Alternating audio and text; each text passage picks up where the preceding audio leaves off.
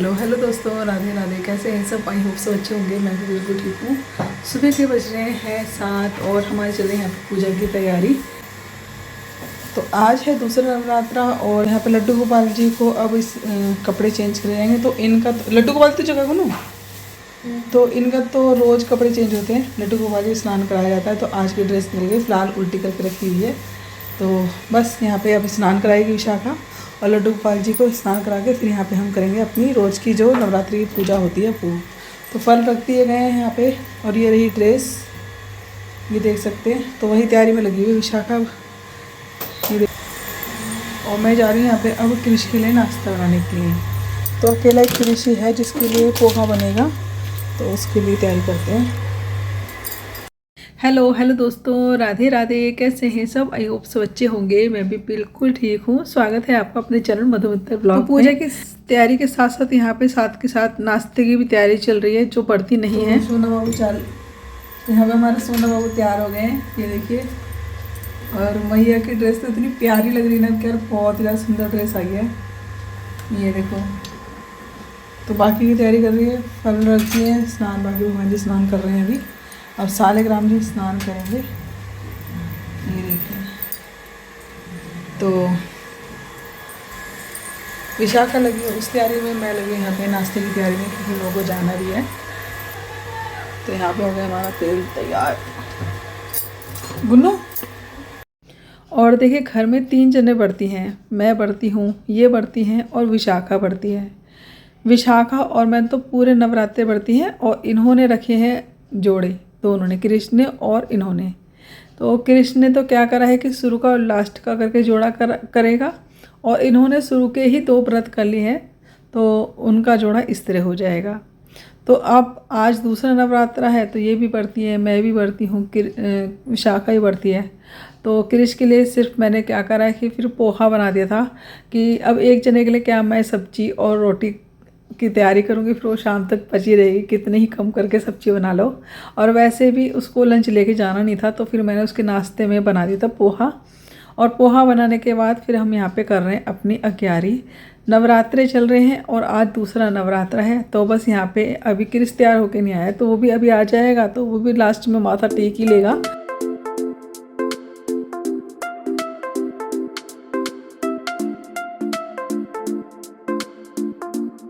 मांगे में और दौलत ना चांदी ना सोना, मैया ना चांदी ना सोना, हम तो मांगे माते चरणों में छोटा सा सोना। बिगड़ी बनाने वाली, लाजे बचाने वाली, सतियों के सत्य को आरती ओ मैया हम सब उतारे तेरी आरती, चंचल में खड़े तुम्हारे लिए पूजा की थाली मैया ले। और देखिए, आज मैं आपके साथ ना एक स्पेशल व्रत थाली तो शेयर करने वाली हूँ, साथ में 2 ऐसी बर्फियाँ शेयर करूँगी जिसको आप एक बार बनाइए और पूरे नवरात्रे हल्की फुल्की भूख लगे तो खा सकते हैं। और देखिए, आज बनाने जा रहे हैं हम चौलाई की बर्फ़ी और साथ में बनेगी हमारी गोले की बर्फ़ी।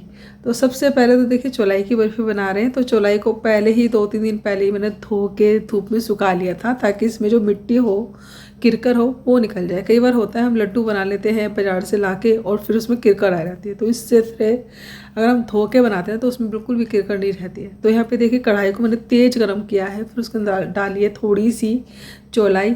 फिर एक कपड़ा लेके कॉटन का, उससे हल्का सा हिलाते रहेंगे तो हमारी अच्छी से चौलाई भून के तैयार हो जाती है। तो इसी तरह मैंने थोड़ी थोड़ी डाल के पूरी ही चौलाई को भून लिया था। और देखिए, थोड़ा सा सावधानी से करिए, कढ़ाई एकदम तेज़ गर्म होती है, कपड़े को इस तरह पकड़िएगा कि आपको कढ़ाई में हाथ ना लगे। तो मैं बहुत ही सावधान, मैं तो कई काफ़ी टाइम से बना चुकी तो मुझे तो आइडिया पूरा अच्छा हो चुका है।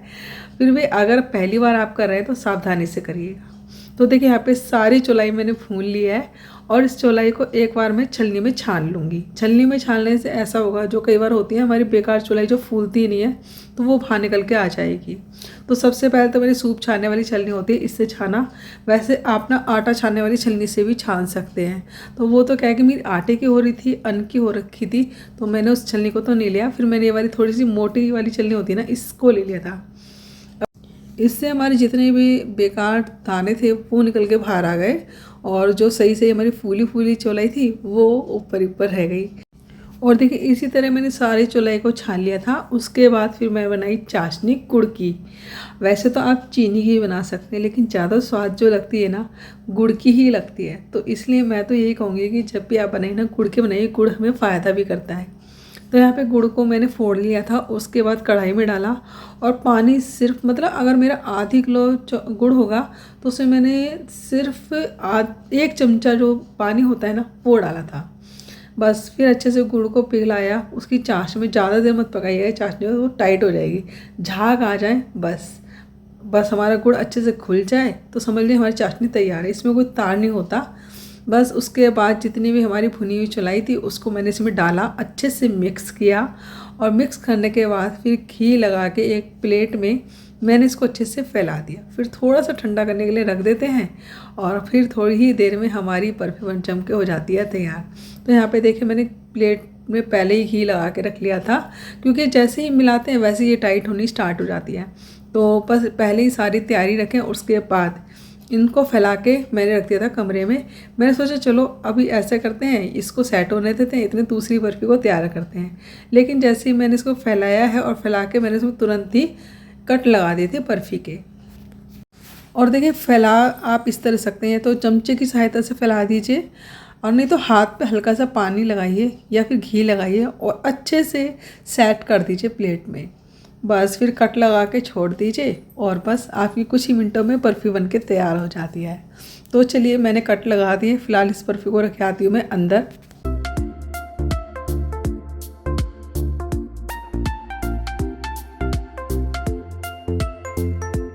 चलिए अब बनाते हैं नारियल की बर्फ़ी। तो नारियल की बर्फ़ी के लिए देखिए मैंने 1 किलो ले लिया है नारियल का बुरादा, और उसको अब हम कढ़ाई में हल्का सा रोस्ट करेंगे। रोस्ट इस तरह करना है कि उसका वाइट कलर ख़त्म ना हो, बस हल्का सा वो रोस्ट हो जाए, इतना ही हमें इस नारियल को भूनना होता है, मुश्किल से 2-3 मिनट बस। जैसे लगे कि इसका कलर चेंज होने जा रहा है तो वैसे आप उतार लीजिए नारियल को, और उतार के फिर उसके बाद बनाइए चाशनी। तो चाशनी के लिए देखिए मैंने इसमें 1 किलो चीनी ली है और उसमें मैंने डाला है आधा गिलास पानी। अब इस चाशनी को हमें जब तक पकाना है जब तक एक तार के अच्छे से चाशनी ना बन जाए। और देखिए जितनी चाशनी बन रही है इतने मैंने थोड़ा 2 प्लेटें ले ली हैं, उसमें थोड़ा सा घी डाला है, देसी घी, आप रिफाइंड भी ले सकते हैं। तो यहाँ पे मैंने थोड़ा सा देसी घी ले लिया, थोड़ा सा प्लेट में लगाऊंगी और थोड़ा सा डालूंगी मैं चाशनी के अंदर। तो 3 चम्मच के करीब मैं चाशनी के अंदर देसी घी डाल दूंगी, और साथ ही डालूंगी इसके अंदर कूटकर इलायची। इलायची का फ्लेवर भी बहुत ही बढ़िया आता है। तो चलिए यहाँ पे सबसे पहले इलायची को कूट लेते हैं, सारा छिलका उतार के अलग रख देंगे, बस उसके दाने दाने कूट के डालेंगे।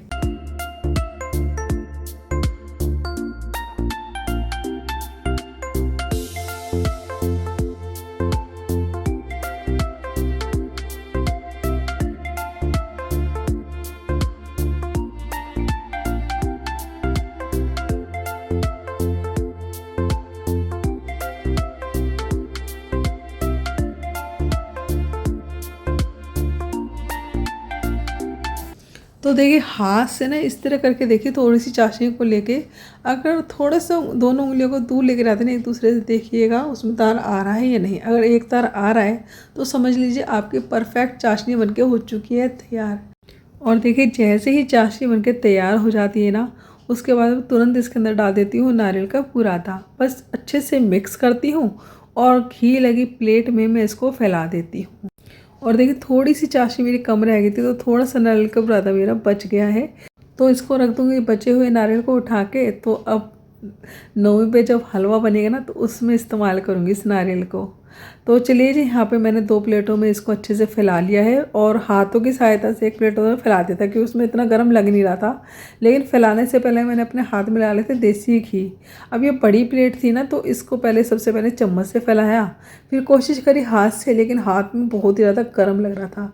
फिर मैंने क्या करा, एक हलवा प्लेट ली और उसमें लगाया पीछे की साइड देसी घी, और बस अच्छे से फैला के पूरी प्लेट में बर्फ़ी को कर दिया सेट करने के बाद मैंने चाकू की सहायता से इसमें कट भी लगा दिए। मैंने चौकोर पीस में इनको बर्फ़ियों को काटा था। आप चाहें तो दूसरा भी शेप दे सकते हैं। जो हमारी काजू कतरी वाला शेप होता है ना, वो तो आपकी इच्छा है, किसी भी शेप में इसको काटिए। फ़िलहाल मैंने यहाँ पे चौकोर वाले शेप दिए थे अपनी बर्फ़ी को, दोनों ही, नारियल वाली को भी और चौलाई वाले को भी। तो देखिए यहाँ पे हमारी बर्फ़ी हो चुकी है सेट। 2 बर्फ़ियाँ सिर्फ 1 घंटे बन के तैयार हो गई थी।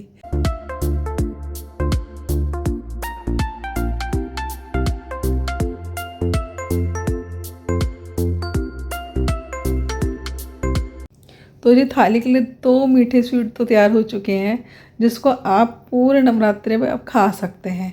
अच्छे से डब्बे में भर के रख दीजिए, महीनों भर ख़राब नहीं होंगी ये। तो चलिए अब बनाते हैं बाकी का खाना। तो यहाँ पे सबसे पहले बनाते हैं आलू की रसीदार सब्जी। तो यहाँ पे देखिए हरी मिर्च काट ली थी मैंने और तेल डाला रिफाइंड का फ्राई में। उसके बाद डाली हरी मिर्च और उसको भूनने के बाद मैंने डाली आलू को अच्छे से हाथ की सहायता से फोड़ लीजिए। अगर लगती है कुछ कसर तो फिर इस तरह मेरी तरह चमचे से ही फोड़ सकते हैं। और फिर उसके बाद देखिए मैंने इसके अंदर आलू डालने के बाद थोड़ी सी काली मिर्च डाली, थोड़ा सा व्रत का नमक डाला और अच्छे से मिक्स करने के बाद डाला पानी। अब इसको सब्जी को मैंने उबलने के लिए छोड़ दिया है। साथ ही बाकी की तैयारी कर लेते हैं जितनी हमारी सब्जी उबल रही है। तो यहाँ पे देखिए मैंने ना 2-4 आलू कद्दूकस कर लिए क्योंकि आज बनाएंगे हम कचौड़ियाँ व्रत वाली। आलू कद्दूकस करने के बाद मैंने एक खीरा भी कद्दूकस कर लिया है क्योंकि हमें रायता भी बनाना है। तो देखिए सारी चीज़ें गरम गरम हो जाती है तो ज़रूरी होता है कि हम कुछ ठंडी चीज़ भी साथ में लें। तो या तो दही ले लीजिए सिंपल, या फिर आप इस तरह रायता भी बना सकते हैं। फ़िलहाल यहाँ पे जो मैंने कद्दूकस करे आलू थे ना, उसमें मैंने लाल मिर्च कह रही बार व्रत वाली काली मिर्च और व्रत का नमक वो डाला, थोड़ी सी हरी मिर्च काट के डाली और बस इसको भी तैयार करके रख दिया। ये हमारी कचौड़ियों में भरने के लिए आलू हो गए तैयार।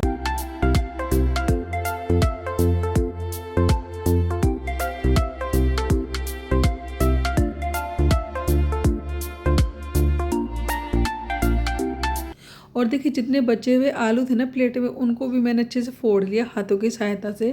फिर उसके अंदर डाली मैंने आलू में थोड़ी सी काली मिर्च, थोड़ा सा व्रत का नमक और थोड़ी सी काट कर डालेंगे इसके अंदर हरी मिर्चियाँ। बस अच्छे से इनको भी मिक्स कर लेंगे और ये आलू तैयार हो गए हमारी टिक्की के लिए। तो व्रत वाली साथ में बनाएंगे टिक्कियाँ। और अब करते हैं भाई रायता तैयार। तो रायते तैयार करने के लिए सबसे पहले तो मैंने दही को अच्छे से रई की सहायता से फेंटा है और जब इसमें झाग आ जाते हैं ना, फिर उसके बाद इसके अंदर डालते हैं मसाले। तो मसाले में वही व्रत में काली मिर्च और भी हमारे यहाँ सेंधा नमक ही खाया जाता है, तो वही मैंने इसके अंदर डाला और साथ में डाला इसके अंदर मैंने कद्दूकस करा हुआ खीरा। बस पानी डालने की जरूरत थी नहीं इसमें क्योंकि हमारा जो खीरा होता है ना वो ऑलरेडी ही पानी छोड़ता है, और क्योंकि साथ में हम नमक भी मिला रहे हैं तो और जल्दी नमक छोड़ेगा हमारा खीरा, तो इसमें पानी मिलाने की बिल्कुल भी ज़रूरत होती ही नहीं है। तो चलिए यहाँ पे मैंने अब जो हमारी वो थी ना सब्जी के अंदर भी थोड़ी सी मैंने दही डाल दी है और अच्छे से मिक्स कर दिया है और फिर उसको भी 2-1 मिनट पकाएंगे और हमारी आलू की सब्ज़ी भी तैयार होने वाली है। अब यहाँ पे मैंने 2-3 खीरे काट लिए थे, उसके अंदर मैं थोड़ी सी काली मिर्च डाली, थोड़ा सा व्रत वाला नमक डाला और हल्का सा नींबू निचोड़ के एक सलाद भी तैयार कर दिया है। तो भाई सारी तैयारी हो चुकी है खाने की, अब बस रह गई टिक्कियाँ सेकनी। तो यहाँ पे मैंने ले लिया एक नॉन स्टिक का तवा और उसको भी मैं हमेशा जब भी कोई बर्तन लेती हूँ ना तो उसको धो के ही यूज़ करती हूँ। तो यहाँ पे मैंने फ्राई पैन को ही धो लिया था, उसके बाद थोड़ा सा गीला था तो मैंने कपड़े की सहायता से पोंछ दिया था। फिर उसके बाद यहाँ पे देखिए जब गर्म होने लगा ना हमारा फ्राई पैन, तो उसके अंदर लगाया मैंने तेल। अब हाथ पे थोड़ा सा तेल लगा के अब बनाते हैं टिक्कियाँ और बस इनको उलट पुलट करके तेल लगा के सेक लेते हैं। और ये टिक्कियाँ थोड़ी सी कम तेल में ही तली जाती, ये सही रहता है। व्रत में ज़्यादातर चीज़ें होती हैं हमारी ऑयली वाली, तो मैंने आपको भी जो तो ज़्यादातर चीज़ें दिखाई ना वो कम ऑयल की दिखाई हैं, और बस एक ही चीज़ होगी इसमें जो थोड़ी सी ऑयल की होगी, बाकी सारी कम तेल में बनने वाली। टिक्कियाँ भी हैं तो वो भी हमारी बहुत ही कम तेल में बन के तैयार होंगी। तो चलिए यहाँ पे अब मैंने एक बार में सारी टिक्कियाँ डाल दी हैं और इनको सेक लेते हैं, और जितने हमारी टिक्कियाँ सीखेंगे इतने हमारा आटा भी तैयार कर लेंगे। तो यहाँ पे एक बार आटा तैयार करने से पहले मैंने सारी टिक्कियों को पलट दिया है।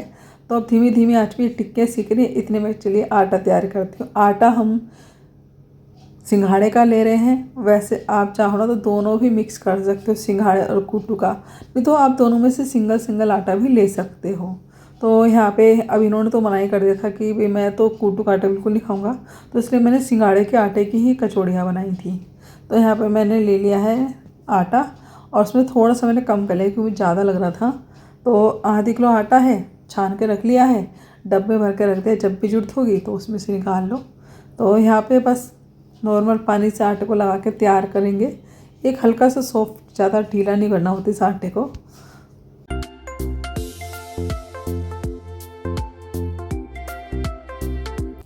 तो देखिए यहाँ पे टिक्की बनके हमारी हो चुकी हैं तैयार कम तेल में।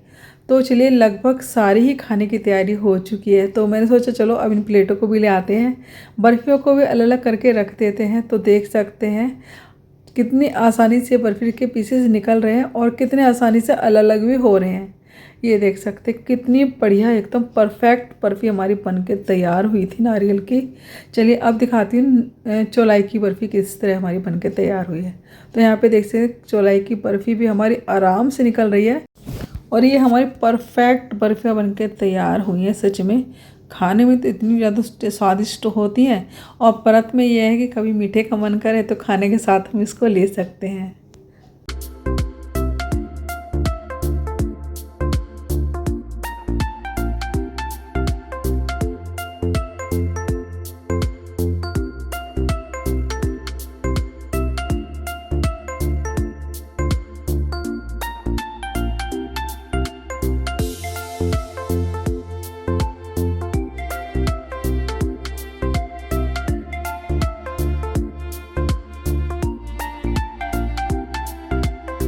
साथ ही यहाँ पे सारा ही खाना बनकर तैयार हो चुका था। फ्रूट चाट, रायता, आलू की सब्जी, सलाद और अब बन रही थी यहाँ पे गर्मा गर्म कचौड़ियाँ।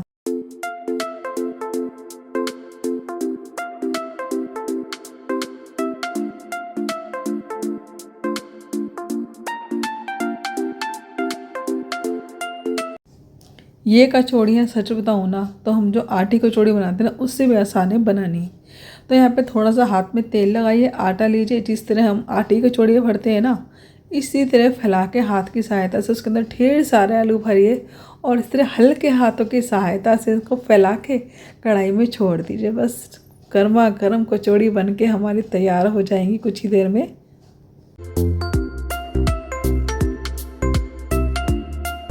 तो चलिए व्रत का सारा ही खाना बनके तैयार हो चुका था।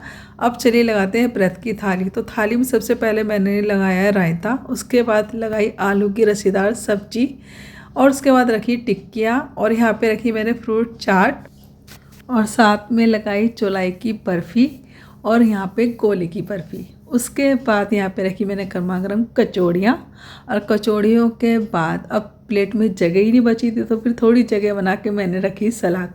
तो लीजिए हमारी तैयार हो गई एक बढ़िया सी टेस्टी व्रत की थाली।